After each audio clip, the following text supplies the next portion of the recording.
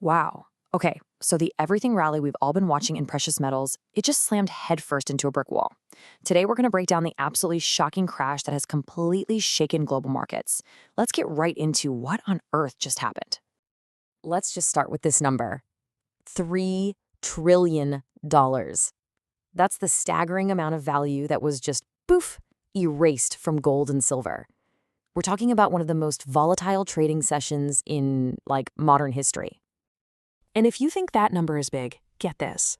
To put the speed of this collapse into perspective, at its peak, the market was bleeding nearly $58 billion every single minute. So the big question we have to answer is, how? How could something like this happen so incredibly fast? All right, so to really get a handle on this chaos, you've got to look at the timeline. This wasn't just a drop. It was a dramatic, full-on reversal, and it happened just 24 hours, one day, after both gold and silver hit these insane all-time highs. A classic textbook bull trap, if I've ever seen one. Okay, let's just look at the raw numbers because they are brutal. In just 24 hours, you had gold plummeting from a peak of about $21.70 per 10 grams, all the way down to around $2,010. And silver? Whoa. Silver's drop was even more dramatic. It fell from about $5,050 a kilogram to nearly $46.60. And when you look at it on a chart like this, man, you can really see that cliff edge drop. That gap between yesterday's peak and today's price just shows you how violent, how sudden this whole thing really was. It's just a straight line down. So the big question is, what caused this, right? This wasn't just some random fluke. It turns out the market was hit by what you'd call a perfect storm. Basically, three incredibly powerful forces all converging at once, triggering this massive, massive wave of selling. Now, before we get to the first trigger, we've got to quickly talk about a key concept here, hawkish monetary policy. It sounds complicated, but it's pretty simple. It's just when a central bank decides to get tough on inflation, usually by raising interest rates. And when that happens, it typically makes the country's currency, in this case the US dollar, a whole lot stronger. So you had these three distinct triggers that all combined to create the crash.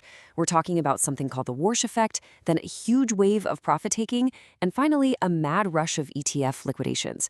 We're going to break down each one by one. Okay, so the first domino to fall was a rumor, a whisper coming out of the White House. The word on the street was that the next Fed chair could be Kevin Warsh, and he is known for having a very hawkish stance. Just the possibility of higher interest rates was enough to send the US dollar soaring, and that puts immediate, intense downward pressure on gold. It's like a seesaw. All right, next up, good old-fashioned profit-taking. You have to remember, after an absolutely historic month where silver surged over 50%, traders were sitting on what you could call life-changing profits. And as analyst G. Trivedi put it, when you see vertical moves like we did, a correction isn't just likely, it's necessary. It was almost inevitable that people would rush to cash in. And that brings us to our third factor, which really acted like pouring gasoline on a fire. As prices started to wobble, you had everyone from big institutions to regular retail investors scrambling for the exits. They were all liquidating their holdings in gold and silver ETFs. And this flood of sell orders just amplified the crash, with some ETFs dropping an insane 14% in early trading.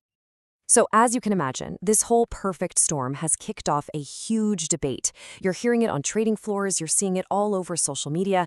The big question is, was this just a natural, even if it was a brutal market correction, or was there something a little more sinister going on here?